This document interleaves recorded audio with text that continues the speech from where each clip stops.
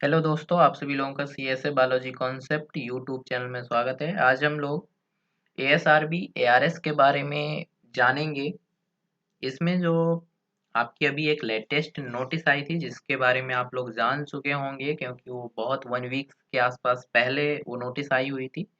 तो हम इसके बारे में देखेंगे कि एमएससी करने के बाद आप कैसे साइंटिस्ट बन सकते हैं और साइंटिस्ट बनने का एग्जाम पैटर्न, उसका एलिजिबिलिटी, उसका सिलेबस, ऐसे ये सब क्या है।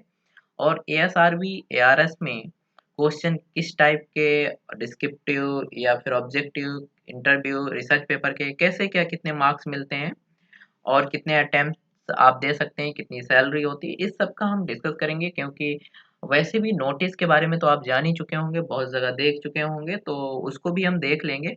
और इसके बाद हम एआरएस के बारे में आज डिटेल में ये लेक्चर होगा, उसे हम देखेंगे।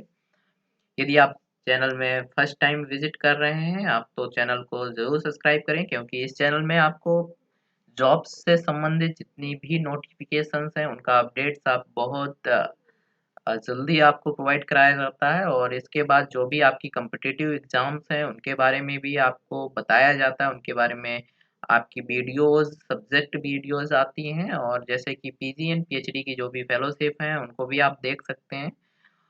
और आप जैसे कि डीएचओ, एसटीए, इन सब से संबंधित जो भी आपका सब्जेक्ट है और किस ब्रांच में कैसे क्वेश्चन आते हैं, क्या सिलेबस रहेगा, इस सब की भी वीडियो आपको यूट्यूब चैनल में मिल जाएंगी। तो आप चैनल को सब्सक्राइब कर सकते हैं। चलिए चलते हैं अपने टॉपिक की ओर। तो इसमें जब हम देखते हैं एसआरबी एआरएस का, तो इसमें आज हम डिस्कस करेंगे आपका लेटेस्ट जो न्यूज़ है इसकी, एएसआरबी एआरएस की जो लेटेस्ट न्यूज़ एनालिसिस, उसके बारे में एएसआरबी एआरएस है क्या, एलिजिबिलिटी एंड एग्जाम पैटर्न इसका कैसा होगा, सिलेबस कैसा होगा, एप्लीकेशन फीस कितनी होगी, नंबर ऑफ अटेम्प्ट्स कितने दे सकते हैं, ग्रेड पे एंड सैलरी कितनी होगी, तो इसको हम देखेंगे। जब हम बात आती है ग्रेड पे एंड सैलरी की, जैसे कि एएसआरबी एआरएस, तो एग्रीकल्चर रिसर्च सर्विस जो एआरएस का एग्जाम है वो एएसआरबी कंडक्ट करवाता है। जो पेन एंड पेपर मोड होता है ये आप जान लीजिए, यह जो एग्जाम है ये करवाया जाता है आपका साइंटिस्ट के लिए। तो इसमें जो मिनिमम एलिजिबिलिटी है वो यदि आप देखेंगे तो उसमें अभी नोटिस भी आई हुई, अभी एक न्यूज़पेपर की कटिंग भी आप बहुत देख रहे होंगे। जैसे कि ये न्यूज़पेपर की कटिंग थी, उसमें देख रहे होंगे कि जो साइंटिस्ट बनने का जो क्राइटेरिया है, बेसिक क्वालिफिकेशंस है, वो मास्टर्स डिग्री नेक्स्ट ईयर से कर दी जाएगी। जिसमें कि ये चेंज किया गया है, क्योंकि पहले जो अभी प्रीवियस ईयर जो एग्ज़ाम हुआ है आरएस का, उसमें पीएचडी थी, मिनिमम क्वालिफिकेशन कंपलसरी थी। तो इसलिए अब ये इसका जो मोटा-माटी आप कंक्लूज़न निकालें तो कहने का मतलब ये है कि नेक्स्ट ईयर से आपका जो एआरएस एग्ज़ाम में है वो बेसिक क्वालिफ़िकेशन मास्टर डिग्री रहने वाली है। तो हम देखते हैं एमएससी के बाद कैसे आप बन सकते हैं साइंटिस्ट, तो उसका पहले हम देख लेते हैं। बहुत मन में विचार होता है ग्रेड पे एंड सैलरी की, तो ग्रेड पे इसका जो है वो और सैलरी जो है देख लेते हैं। इसका लेवल 10 की जॉब है, बेसिक पे है 57,700 से 1,82,000 तक इसका रेंज है।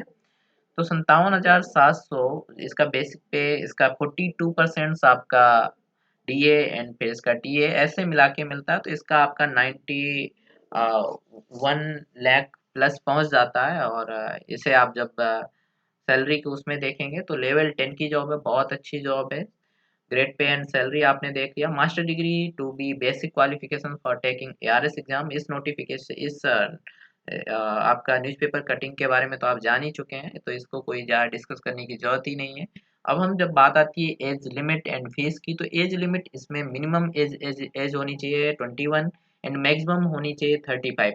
एंड एससी और ओबीसी के हिसाब से इसमें कुछ रिलैक्सेशन मिलता है, जो कि आप नोटिफिकेशन में जब देखेंगे तो उसमें आपको आराम से पता चल जाएगा। तो इसमें हम मिनिमम है इसका 21 ईयर्स होता है। जनरल एंड ओबीसी थोड़ा सा आप इसमें करेक्शन कर लीजिएगा, ओबीसी है, ओबीएस लिख गया है मिस्टेक्स से। तो इसमें मैं देख ले रहा, जैसे यहाँ पे ओबीसी है, तो यहाँ ओबीसी आप ओबीसी का ईडब्ल्यूएस का आपका 800 रुपये फीस इसकी नोटिफिकेशन की जो फीस है वो आपकी फॉर्म फीस लगेगी। एंड आपका एससी और एसटी और एस जैसे एससी का, एसटी का, वुमेन का आपका रहने वाला है 0 फीस। तो ये आपने देख ही लिया। नेक्स्ट है आपका नंबर ऑफ अटेम्प्ट्स कितने दे सकते हैं। नंबर ऑफ अटेम्प्ट्स आप 9 दे सकते हैं। एंड एससी और एसटी के लिए यदि हम नंबर ऑफ अटेम्प्ट्स की बात करें तो उनका कोई लिमिट नहीं है और वो कई बार अपना दे सकते हैं। लेकिन यदि जनरल की बात करें तो उसमें 9 अटेम्प्ट्स आप दे सकते हैं number of attempts ARS exam का। एग्जाम पैटर्न क्या रहने वाला, तो एग्जाम पैटर्न तो पहली बात ये pen and paper mode exam होता है। इसमें जो एग्जाम होता है वो 3 फेज में आपका कराया जाता है। जैसे कि पहला पेपर आपका होता है रिटन एग्जाम का, जो डिस्क्रिप्टिव टाइप होता है, 300 नंबर का आता है, 3 घंटे का टाइम दिया जाता है। और इसका जो रिटन एग्जाम का जो सिलेबस है वो सिलेबस दे दिया जाता है आपको ब्रांच वाइज। जिस ब्रांच से आप एमएससी किए हुए हैं उसका इसमें पूछा जाता है 300 नंबर का। जिस डिस्क्रिप्टिव टाइप क्वेश्चन होते हैं उसमें आपको लिखना होता है जैसा भी, और 3 घंटे का एग्जाम होता है। And research paper and publications का 40 मार्क्स मिलता है।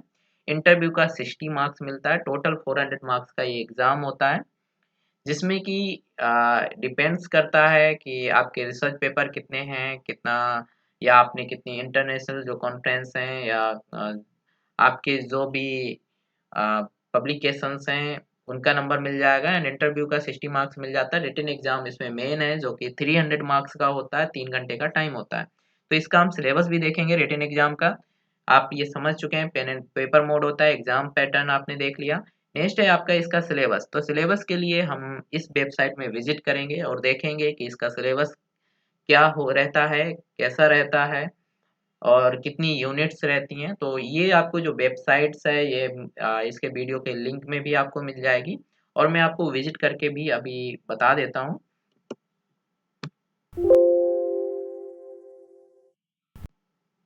इसको हम देख लेते हैं कि इसमें क्या आपका सिलेबस रहने वाला है। जैसे कि हम इसमें विजिट करेंगे तो जैसे आप गूगल में नॉर्मली आप एएसआरबी भी डालेंगे तो भी आ जाएगी वेबसाइट। जैसे हम यहाँ टाइप करते हैं एएसआरबी, तो एएसआरबी जब क्लिक करते हैं तो इसमें हमें सर्च करना है तो आपको सबसे पहली वेबसाइट मिलेगी एग्रीकल्चर साइंटिस्ट रिक्रूटमेंट बोर्ड, जो कि आरएस के एग्जाम कंडक्ट करवाती है। जब इसमें आप जाएंगे तो आपको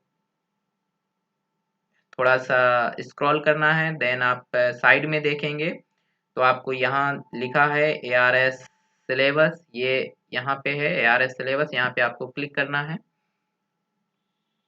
तो थोड़ा सा टाइम लेगा, देन एआरएस सिलेबस जो है वो आपके सामने आ जाएगा। तो ये मैं आपको बता रहा हूँ कि सिलेबस आप कैसे डाउनलोड करेंगे और उसका मैं आपको दिखा भी दे रहा हूँ। और ये जो लिंक है वो सीधे आपको मुझे वीडियो के डिस्क्रिप्शन में भी आपको मिल जाएगी। तो ये थोड़ा सा टाइम लेगा। इसमें ARS syllabus, then net syllabus भी आप डाउनलोड कर सकते हैं। जो आपका एसआरबी नेट होता है उसका भी आप डाउनलोड कर लेंगे, आईसीआर नेट का।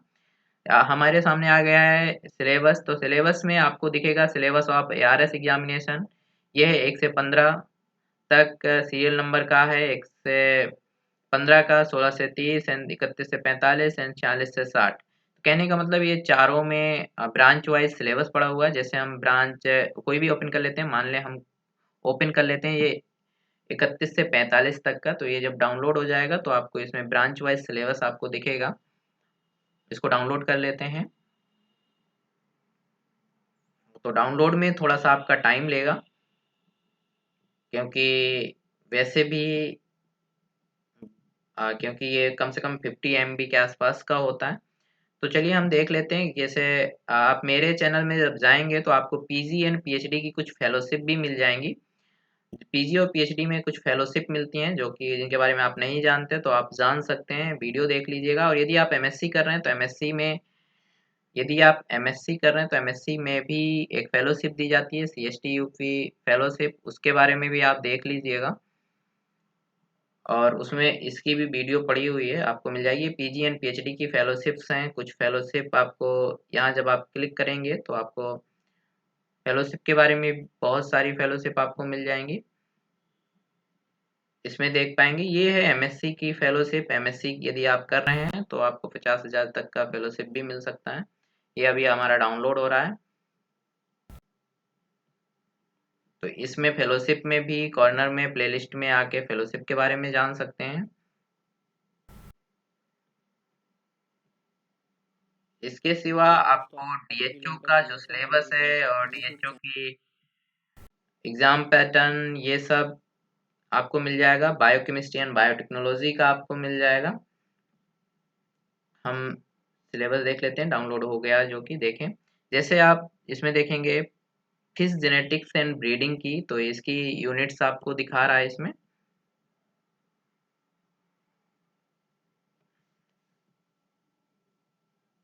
ये है फिश जेनेटिक्स एंड ब्रीडिंग के ब्रांच वालों का है, जैसे कि और हम देख लेते हैं नेक्स्ट ब्रांच होगा इसमें उसका सिलेबस।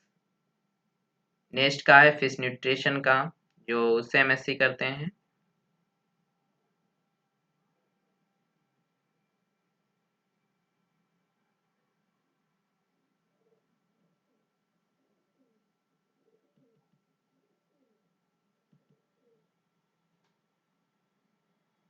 नेक्स्ट सिलेबस आपको फिशरीज रिसोर्स मैनेजमेंट का है।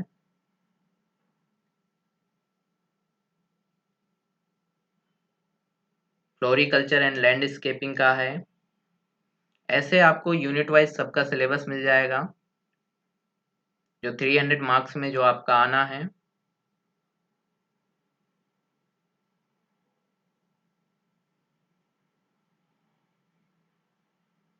फ्रूट साइंस का है, ये आपका निकल गया फ्रूट साइंस। ये सब फ्रूट साइंस का है आपका।